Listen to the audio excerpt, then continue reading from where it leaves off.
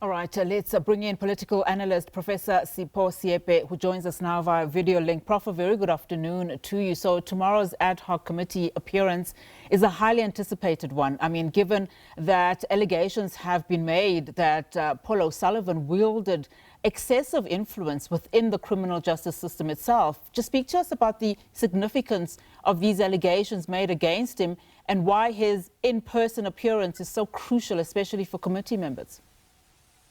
Well, first of all, Paul Sullivan found it objectionable that he's being presented as somebody fleeing from accountability. And then he fell for that and he decided to say he will come in person.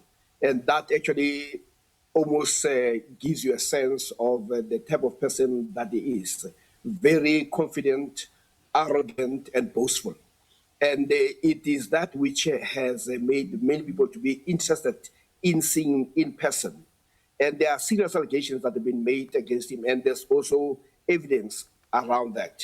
And that evidence is also backed by his own statement that he has made. One is a statement or issues that have been raised is his undue influence in the work of the police as well as APIT. And in a sense, it responds to the notion of infiltration and interference. And South Africans and the ad hoc committee wants to understand how come a person who is a private citizen seems to have such undue influence. Paul Sullivan has also been open and boastful about that he gets consulted, that he also advises President Ramaphosa when it comes to the appointment of senior people in the police force. And that includes the vetting and profiling of people who should be a national commissioner. We also know that it is the same Paul Sullivan who has also threatened a witness who appeared before the ad hoc committee, which led to members of the ad hoc committee becoming very angry about this form of arrogance. And there are other issues that one can actually say, including the fact that even within the Parliamentary, Paul Sullivan also appears. And there's no secret about him having had a long-term relationship with President Ramaphosa. So I think some parties would be able to also explore to what extent, because what is very interesting is that Paul Sullivan himself has been recorded making these claims. So it will make a very interesting appearance tomorrow. Yeah. In fact, in his testimony before the committee, Cedric Ngabinde claimed that, O'Sullivan could stop, in fact, everything at the SAPS, at IPID and the NPA with just a single email. I mean, what does this then episode, him appearing, but also what we are seeing within the Madlanga Commission too, tell us about just the state of South Africa's criminal justice system and the depth of mistrust within it?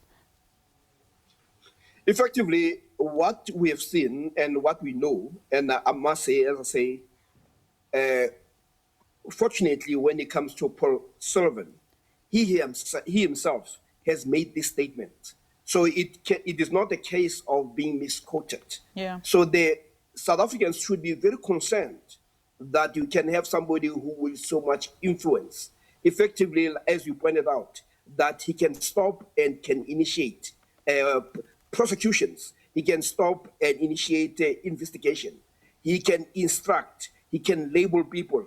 And he can even have press conferences making claims implicating very senior people. And when you also say, I also advise and vet and profile people on behalf of the president of the country, how much more influence in infiltration can you be?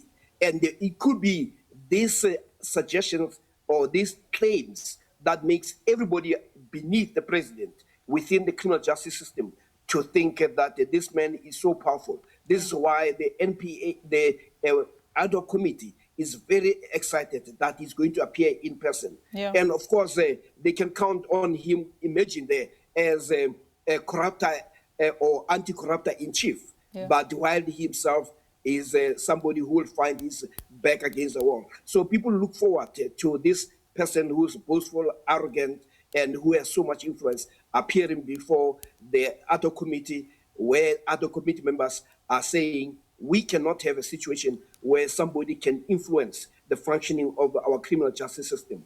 Yeah, Prof, I'm out of time, but I wanted to talk about the subpoena process. But I think fundamentally from that process, in terms of what Speaker Toko Didiza was talking about, even outside of Paul O'Sullivan, she was stressing the need for a process that could withstand judicial scrutiny. I mean, this also speaks to the safety of witnesses, as we have seen in the Madlanga Commission. Very quickly, what do you think in terms of her decision?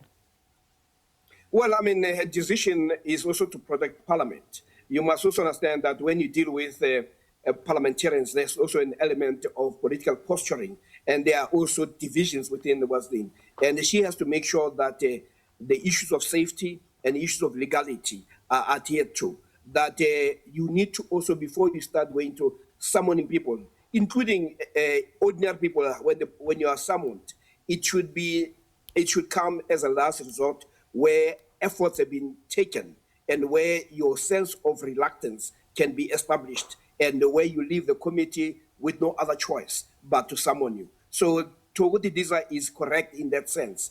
And some people saw that as trying to protect Sullivan, and some extending it that it was an attempt to try to protect the president, given the president's association with this man called Paul Sullivan. Prof, appreciate your time. Thank you so much for your analysis. Professor Sipho Seepe just commenting there ahead of a private investigator Paul O'Sullivan's appearance at the ad hoc committee tomorrow.